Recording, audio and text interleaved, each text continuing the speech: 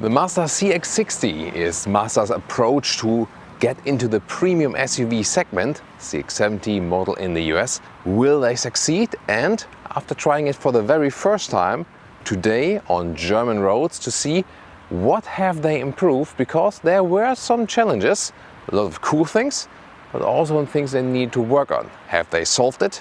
Let's find out with Thomas and Autogefühl. Let's go. What people really love about the Mazda CX-60 is the design. Upright front grille, vertical fins, really strong presence here also with the LED daytime running signature. This one here, rhodium white vehicle, and there are also some Soul red crystal vehicles for you here, and also machine gray, so whichever color you prefer, a couple of more colors are available. So design-wise, especially in the front, I think they really nailed it, didn't they? And I think the same counts for the side profile. 4.75 m or 187 inches is the length. That means it's about 17 centimeters or 7 inches longer than the smaller brother, the CX-5. The CX-70 for the US market, by the way, is more or less the same. So everything we're telling you will also count for that one. However, it will be a little bit wider, so even the chassis. And I wonder how that would make any sense cost-wise. Really strange.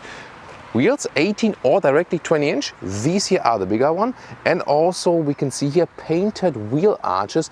These you have in the higher trim models, otherwise you would have crossover wheel arches. Really cool, this rear design here also with the tail lamp signature, and I also really like this car here in the white color, definitely.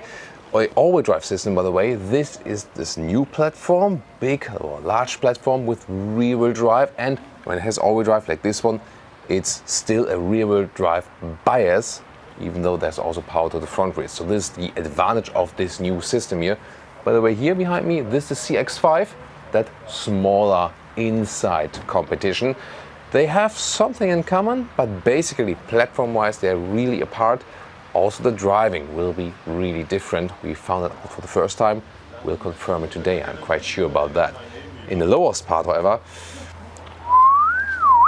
Autogefühl fake exhaust police alert, because these are the purest form of fake exhaust. The real one is underneath. Car key looks like this, very plain. This is not premium. Door closing sound is very solid, like that. And inside of the doors, this is here the Takumi trim level, a higher trim level. Beautiful styling, bright fabric, and then this bright matte wood. That is lovely. Probably the best Mazda interior we've seen ever. Also some soft touch here at the inside of the doors.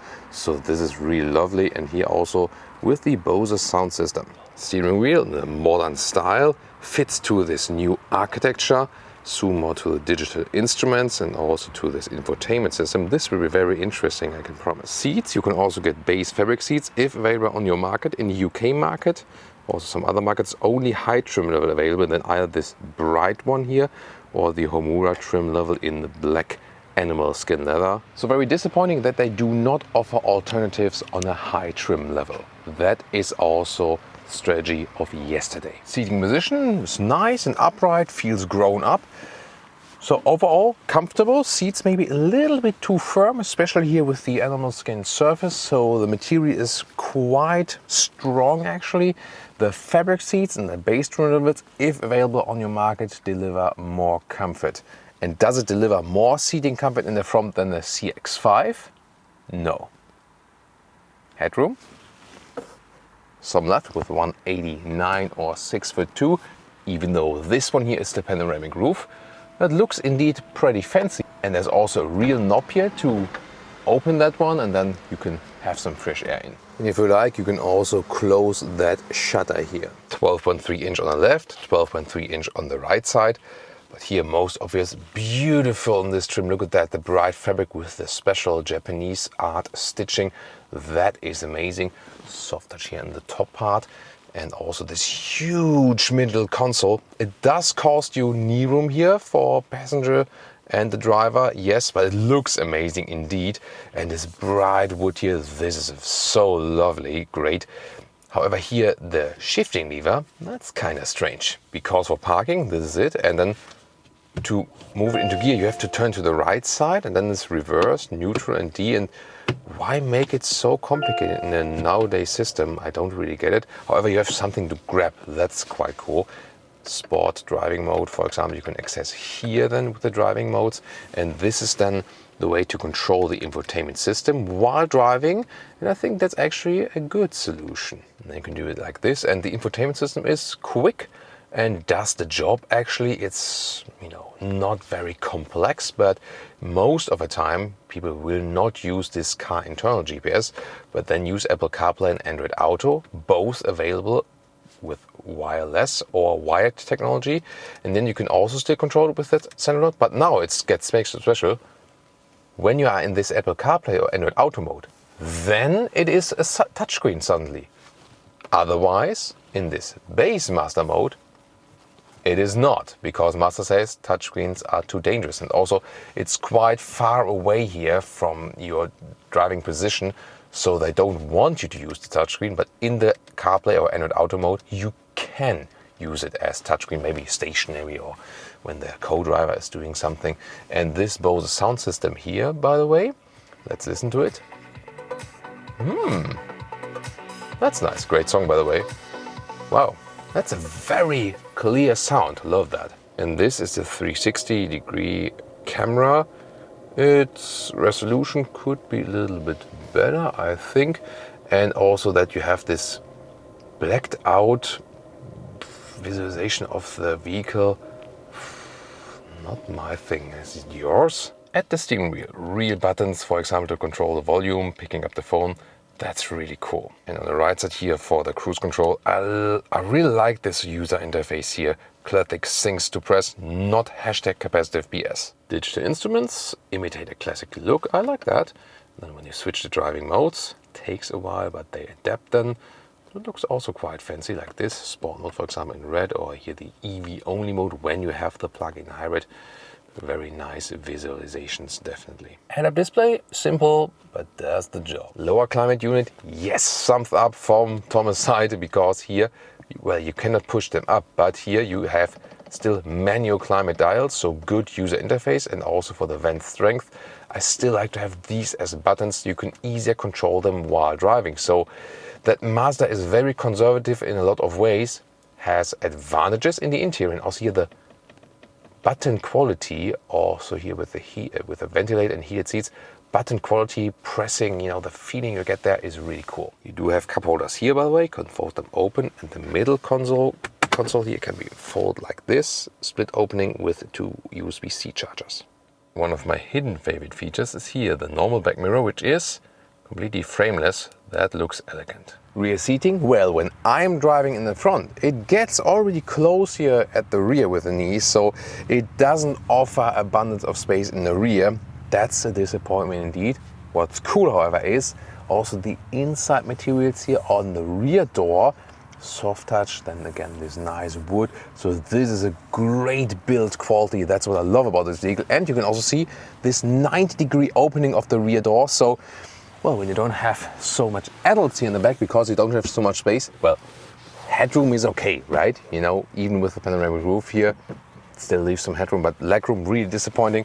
But then you can easily install then the child seats here. And also here you have some cup holders. They are somewhat adaptive with these rubber lips. And this middle console here does have more charging possibilities and even rear seat heating when you went for that option. Now to the trunk or boot area, 570 up to 1,730 liters. I have the suitcase here open that you can see of the width. Backpack also fits in easily. This here is a width that is more than 1 meter or 40 inches, so really good in width. Length here is a little bit less than 1 meter or 40 inches, and the overall height, so it's like here, it's about 70 centimeters or 28 inches. You can also fold that whole thing like this and then reach over here. You can also just fold the middle thing, but you can see here you would need to move the seat a little bit forward then that it folds completely, and the length here to the front seats is about 175 or 68 inches. As for drivetrains, very interesting. Here they have the inline 4-cylinder 2.5-liter plug-in hybrid. We'll also drive that today. There will be a 3-liter 6-cylinder petrol engine and a 3.3-liter 6-cylinder diesel engine. Really strange decisions by Mazda indeed. Whereas everyone is now moving away from plug-in hybrids, they introduced their first new one, and they're also bringing a new big diesel. Let's see if this strategy will play out. I would like to hear your comments on that. Acceleration figure for this one here, by the way, less than 6 seconds, so it's also the most powerful Mazda model yet. Battery, by the way, 18 kilowatt hours, and recharging AC only 7.2 kilowatt. Welcome. Woo! Interesting. Sport mode acceleration out of the corner. And about this car, we've seen the great design on the exterior. Everyone loves it. At least everyone I heard of. What about you? Interior, great build quality. Lacking of animal skin alternatives. That's the catch, but it's very interesting. Not too much leg room, but cool design features. But the driving, in the first video we've done to the CX-60, there were some catches to the driving. Transition of the plug-in hybrid drive system, for example. Suspension, which was stiff, not that comfortable, so not ideal. Steering setup, the whole car didn't feel too natural, actually. That was the thing. And now the question is, have they solved this problem? They told me they worked a lot on this vehicle. For example, steering ratio, setup and transitions of the plug-in hybrid drive system, and especially also with the suspension to make that more comfortable, smoother, and overall a better experience. Because when we compare the CX-5, that is a very good holistic experience that you really feel one with the vehicle. Here with the CX-60, you feel that seating position-wise and interior layout-wise, it's more laid out on a, let's say, a little bit more relaxed tone. However, you have a lot of performance, and you have this hybrid drivetrain. Acceleration from 60 kilometers an hour to the German Autobahn. Let's go. 100. 140. 160.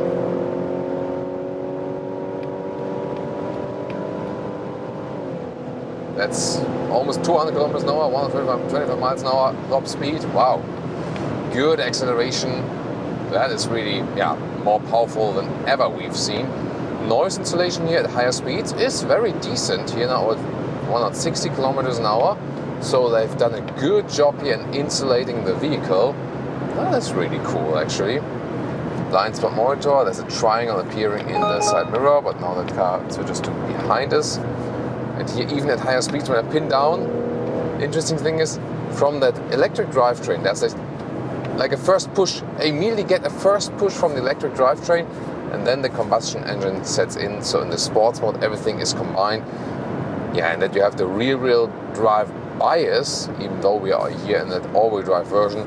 That is also a very nice thing to have, because it makes the car more agile, it feels sporty. And indeed, I have to say, the car does feel more unified with me already right now. Suspension-wise, we have the 20-inch wheels mounted, so this also reduces comfort always. If you want more comfort with this vehicle, stick with the 18-inch wheels. That is a very important thing to do, definitely, because you just lose some dampening from the tires. First thing I'm really positively surprised is that we have a very good noise insulation. That's very good. We're getting off the motorway now. Let's see how that one performs, and also to the normal driving mode. And also these visualizations change. Everything gets a little bit calmer. It does have, by the way, when you're in the all-electric driving mode, some sound. Even if you drive all electric, you also hear that being in the interior, actually. So suspension-wise, I also felt that before, when we were testing it the first time, the car was on the one hand stiff, on the other hand it was lifting off the ground in a strange way. They also improved it here now. I already felt that. As for the transitions to the hybrid system, of course, when I pin it down, first it's electric boost, then all the combustion engine power sets in. But here, have you seen or felt or heard that? It was like, I'm EV, and then ICE sets in, and it, you know, like how would you say, you make like a sudden, like this. It's really strange, you know. So oh yeah, that's definitely louder now than any sound. So that is something. I feel that these transitions, they said they have worked on these, but that is something which I'm not that okay with. Steering is a little bit stiffer now, so it takes more effort to steer, even in the normal mode. I think that's a good thing, because then you don't steer through thin air. So I liked it actually. So by that, it delivers now a more natural driving experience. Here now, some bumps in the getting off on the motor, in the getting on the motorway, that we felt a little bit more. So I think really the thing with this car is it's not meant to be this sports experience, you know. So I think it really makes more sense stick with 18-inch wheels and increase the comfort by that. And yes, I feel they have improved the things, but I can still say when we compare it to the CX-5, and it's a tough internal competition because the CX-5 has been out there for so long and has always been improved, and more improved. The CX-5 definitely feels more like the driver's vehicle. This one would be if you enjoy that performance, especially from the plug-in hybrid drivetrain, and later on also the bigger combustion engine, for example. But if you want to drive sportier, then the CX-5 is still the one for you, the pick for you. So noise insulation-wise, that's good, and the car doesn't feel as off as it used to be before. So it now feels more finished, definitely. So definitely notable step from the early prototype models to the one that is here now. A very interesting finding. It also now feels more Mazda. Before, in the first ride, didn't feel that much Mazda-like because that unity of driver, machine and road was missing a little bit. But it's not the drivable Mazda like CX-5 or MX-5 or even the Mazda 3, which all feel really light and everything in the flow and so on. This one here with the added weight of the plug-in hybrid, my estimation is that it will be better with the pure petrol engine, with the 3-liter 6-cylinder. That will be very interesting. Here with the plug-in hybrid drivetrain, I feel that the added weight of the additional battery is not playing well for that vehicle overall. And you know, some bumps I felt here when the road is even, then it's actually fine. But as soon as there are some fiercer bumps in the road, yeah, then the suspension has still some weakness. It's better than before, but still not the best. Here, assistance systems. See here, the car is being kept in the lane in a quite smooth way. That's actually quite nice. So no hectic steering movements and so on. So assistance systems wise makes a good impression. And as I said earlier, controlling the infotainment system while driving, I'm totally fine with doing that with this, let's call it MMI knob in the lower part, because it's far away anyway, and you can very well see it. And I think, yeah, I mean, it's not a big disadvantage or something to do it with that. Let's see, one more sporty corner here. Yeah, that weight is pushing me outside. Now a little bit bumpy also in that. Yeah, here. It sounds interesting, doesn't it? You know. So the performance is definitely there, and let's see how much we can. Here's this shifting down. I just want to provoke the engine or the transitions to do something wrong at this point to see how it has evolved. Let's put it to EV mode. This is then trying to drive electric only. Temporarily unavailable, probably engine is still too hot. So that would be something that you can do from time to time then. Let's put it to some more city driving. Here it's a 90-degree turn. You have to turn the steering wheel quite a lot. So this is also something they've done then here to the steering. It is then, you know, you have more resistance. I like that.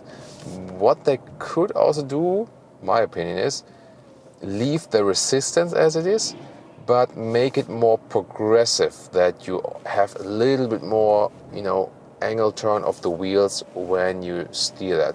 This would be a good setup when running straight, being more comfortable, being relaxed, for example. That makes sense then in this case. If you have more agile driving experience, it is actually not the best idea. It is in a way really hard to compete internally against the CX-5, because the CX-5, it has been perfectionized over the way. It's not the fanciest car out there, definitely not, but it really has a good evolution. And one thing that also falls off to that is, and I'm speaking so much about the CX-5 because a lot of the first orders of the CX-60 were Mazda internal customers. The seats here, especially with the animal skin surface, are really, really tight and stiff, and they're not that comfortable. They're not uncomfortable, but for a car of that size and that price and so on, they should be more comfortable. So they should use a high-grade soft leatherette for the seat that adapts more to the body. Some, what we recently saw at BMW from their evolved sensor tech called Sensor Fin now, that they should also use here in the Mazdas. If you can get it with fabric seats in your market, do it alone for the comfort sake. And of course, and also better for animals and the environment. It's just so pity that this bright interior is only available like this. It looks so awesome, definitely. I would love this bright interior then, definitely. So I think when you think about the advantages of this vehicle is the availability of 6-cylinder engines, and you do not have that with the plug-in hybrid drivetrain. So I can really say I would rather wait to get the 6-cylinder petrol engine, because then, you either have rear-wheel drive or an all-wheel drive, rear-wheel bias system. You have 6-cylinder, also more for durability. Fuel economy will probably also be not worse than with the 4-cylinders, because you can run it at lower RPM. You have something special, And then when you rather seek something driver focused, you can still go for the CX-5 because it is very well evolved, I have to say. So it is very interesting that we have a lot of improvements here, but I really have to admit that driving wise, I don't see the big advantages of this vehicle to, for example, CX-5 or then CX-9 in the US. It is really this premium approach. It's the cool design on the exterior, and it's this, this premium interior. That is really lovely. This is to me the main reason to buy this vehicle. And it's a very funny thing, because so far, they had cool colors on the exterior and so on, and they had okay interiors, but they weren't that fancy, let's take it that way. But the reason to buy a Mazda so far was the driving experience, because it felt so flawless and awesome, and it was so much fun. And I have to say, yes, they fixed a lot of things now, but this car is not so much fun to drive. And the CX-5 is, and that's the core problem of this vehicle. So it has its strength, but it has, to me, lost the unique character that Mazda stands for driving fun. That's why you also call Mazda the Japanese BMW, for example. So don't get me wrong, this is not bad at all. It's a very interesting, very cool vehicle, no doubt. But it doesn't have this standout driving fun effect that Mazda usually offers. Even though it has improved now and I have less things to criticize, it still doesn't give me the typical Mazda vibe we usually feel. So if you ask me, I really love fancy stuff in the interior, definitely. But I would still save the money, get the CX-5, recently also updated or facelifted. Well, but if you really love that one, we have more stuff, more content coming up with this one, and of course our existing review so far from the CX-60 from Portugal. Also tune into that one.